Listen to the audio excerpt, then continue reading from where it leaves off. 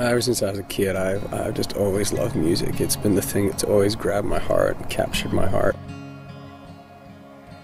And especially in my walk with the Lord, music has just been so instrumental in keeping my heart connected to God. And I think if there's anything I've ever wanted my music to do, is just be something that facilitates a connection between God's people and Him.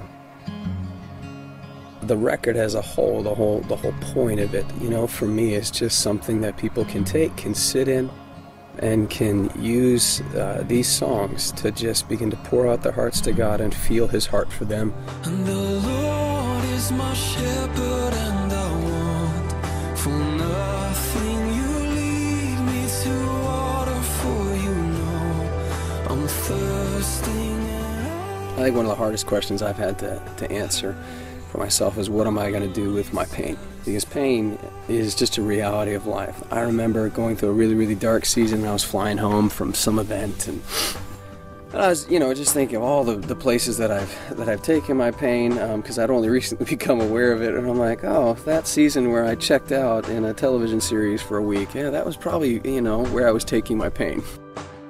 And I just said, Lord, I don't want to do that. I want to find real healing. I want to find real redemption, in this, and I realize that the only place that I can find that is going to be in you. And I want to take my pain when I'm in pain and my heart's hurting. I want to wait on you. I want to find you, and that's really the heart of this song, Lord, my shepherd. And the Lord is my shepherd, and I want for nothing. You lead me to water, for you know I'm thirsting.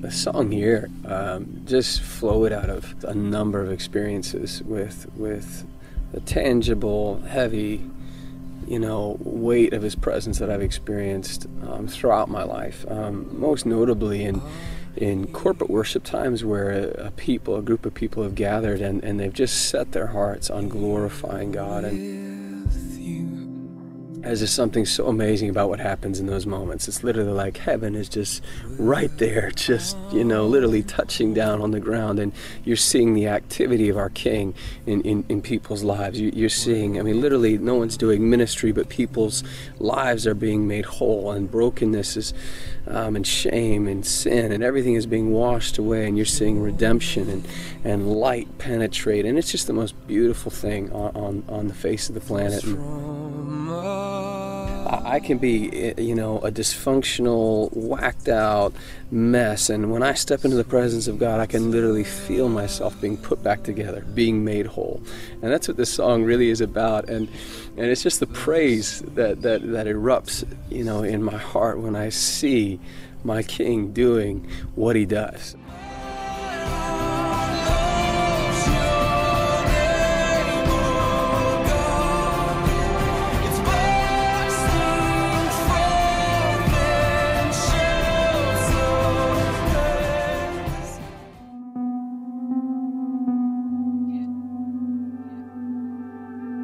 Always is basically just it's a prayer. It's one I've been praying for a long time, and I'll probably be praying for the rest of my life. And it's just that basic yearning, that longing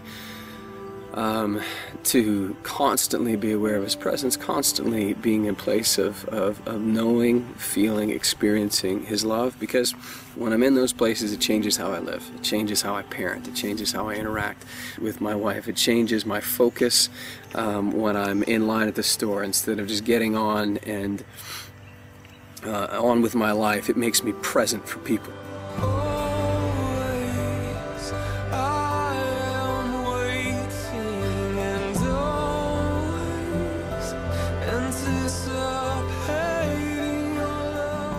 If I miss those rhythms of getting away, finding a desolate place, finding a place where it's just me and it's just Him, then I'm missing out on the sweetest part of life. And there's this constant yearning in my heart to always be in that place. And I'm always kind of living life in anticipation of an encounter.